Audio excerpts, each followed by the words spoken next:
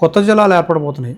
3 జిల్లాలు ఏర్పాటు చేయబోతున్నారు. 3 జిల్లాల్లోనూ మార్కాపురం ఒకటి, మదనపల్లి ఒకటి, రంపచోడవరం ఏజెన్సీ ప్రాంతాన్ని ముంపు ప్రాంతాన్ని కలుపుతూ చింతూరు, రంపచోడవరం ఒక 26 నుంచి 29కి పెరగబోతుంది. ఈ కొత్త జిల్లాల ఏర్పాట్లను ఎలా చూస్తారు మేడం?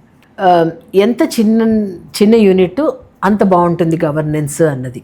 సో అందువల్లనే కదా చిన్న కుటుంబం చింతలేని కుటుంబం అనేది ఎప్పుడో ఒక నినాదం ఉండదు. అలాగా పెద్ద జిల్లా, పెద్ద కాన్స్టిట్యుయెన్సీ అయితే ఒక్కొక్కసారి పరిపాలనకి అంత వెసులుబాటు ఉండదు. సో ఏ మండలాల్ని ఎందులో కలిపితే అది కొంత ఒక ప్రజాప్రతినిధికి, ఇప్పుడు ప్రజాప్రతినిధి తిరగాలి అతని నియోజకవర్గంలో, ఆ నియోజకవర్గంలో ఒక్కొక్కసారి విసిరేసినట్టు ఉంటుంది ఒక్కొక్క మండలం చాలా దూరంగా.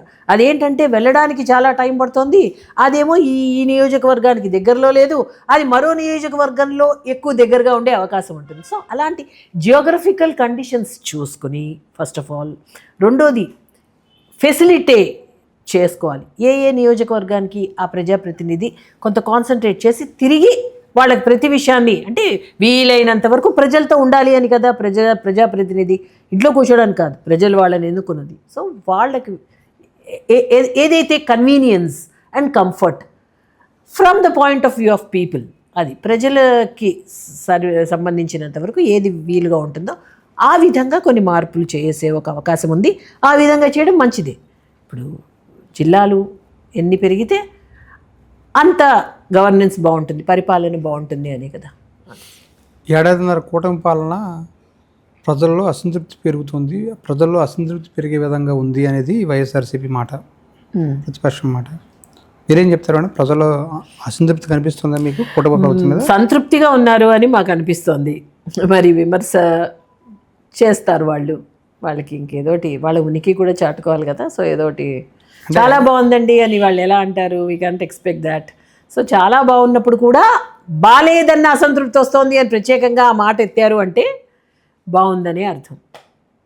ఎందుకంటే బాగుందని అనుకుంటారేమో ప్రజలు అని చెప్పి భయపడిపోయి ఆ విమర్శ చేశారు అన్నది క్లియర్గా కనిపిస్తుంది. వైఎస్ఆర్సీపీ అధినేత జగన్మోహన్ రెడ్డి ఎక్కడికి వెళ్ళినా కొన్ని రకాల పోస్టర్లు కనిపించడం, ఇది రప్ప అని ఇలాగా, ఏం చెప్తారు మేడం వాటి మీద?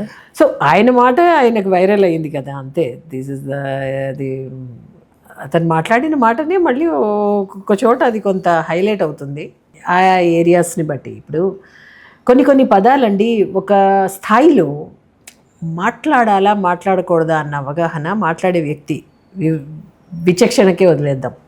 ఎందుకంటే ఒక స్థాయిలో ఉన్నప్పుడు రప్ప ఆడిద్దాము అండవేంటి అంటే ఏంటి, ఏం సిగ్నల్ ఇస్తున్నట్టు, ఏం మెసేజ్ ఇస్తున్నట్టు ప్రజలకి మీరు? ఇదేమన్నా ఏం రాజకీయం అనుకుంటున్నారు? కొంచెం మనకు ఒక హోదా ప్రజలు ఇచ్చారు, పద్ధతిలో మాట్లాడదాం అన్నది మా సలహా. ఫైనల్గా చెప్పండి మేడం, ఏపీలో కూటమి పాలన రాబోయే 3 ఏళ్ళు ఎలా ఉండబోతుంది? Fantastic, mind blowing, out standing, అంతకన్నా ఏం లేదు. ఎందుకంటే చాలా విసిగిపోయి ఈ యొక్క కోalition గవర్నమెంట్, కూటమి ప్రభుత్వాన్ని ఎన్నుకున్నారండి. ఎందుకంటే ఏదో జరుగుతుంది, ఏదో చేస్తారు మాకు అన్న ఒక ఆశ ప్రజలకి. ఆ ఆశని వమ్ము చేయకుండా మా ప్రయత్నం మేము చేసి చాలా వరకు ఆంధ్రప్రదేశ్ని కొంత అభివృద్ధి అయితే ఖచ్చితంగా చేసి నిలబెడతాము అన్నది మా ఆలోచన. ప్రజల్లో కూడా అదే విశ్వాసం. 100% ఆ విశ్వాసాన్ని వమ్ము చెయ్యము. రాబోయే 3 ఏళ్ళు మీరు అనుకున్న హామీలన్నీ నెరవేర్చుకుంటారా మేడం? హామీలన్నీ నెరవేర్చాలి అంటే ఖచ్చితంగా మేము రెవెన్యూ, ఆర్థిక పరిపుష్టతని ఆంధ్రప్రదేశ్కి సమకూర్చి దాని నుంచి ఆర్థికంగా రెవెన్యూ జనరేట్ చేసి చెప్పిన హామీలే కాదు ఇంకా వాళ్ళకి సర్ప్రైజెస్ కూడా ఇవ్వాలి అన్నది మా కోరిక. అంటే వాళ్ళని ఎంత ఆనందంగా చూస్తే వాళ్ళ మనసు, వాళ్ళ కళ్ళలో ఆనందం అదే కదా ఒక ప్రభుత్వానికి ఒక కొలమానం. ప్రజలు అక్కడ బాగున్నారు, వాళ్ళకి ఆ స్టేట్ చాలా బాగుంది. ఎస్, మాకు ఈ ప్రభుత్వం వచ్చాక మేము చాలా బాగుంది, మాకు ఉద్యోగ అవకాశాలు వచ్చాయి, మాకు బాగుంది, మాకు ఒక ఇల్లు కట్టుకున్నాం, మా ఇంట్లో అంతా బాగుంది, మా ఏరియా బాగుంది, మా నియోజకవర్గం బాగుంది, మా రాష్ట్రం బాగుంది అని వాళ్ళు తలెత్తుకుని దేశ విదేశాల్లోనూ వేరే రాష్ట్రాల్లోనూ కూడా తిరగగలగాలి. సో మేము వీఆర్ ఫ్రమ్ ఆంధ్రప్రదేశ్ అని చెప్పుకోగలగాలి. ఆ విధంగా చేయాలి అన్నది కూటమి ప్రభుత్వ లక్ష్యం. ఖచ్చితంగా ఆ విధంగానే ముందుకెళ్తామని అనుకుంటున్నాం. రాజధానికి అంటే అమరావతిని రాజధాని ప్రకటించిన తర్వాత గతంలో కూడా మోదీ గారు శంకుస్థాపన రావడం జరిగింది. మొన్న ఈ మధ్యన కూడా మళ్ళీ రెండోసారి రావడం జరిగింది. రాజధానికి మేము మొదటి నుంచి అమరావతికే మేము మద్దతు ప్రకటిస్తూ ఉన్నారు.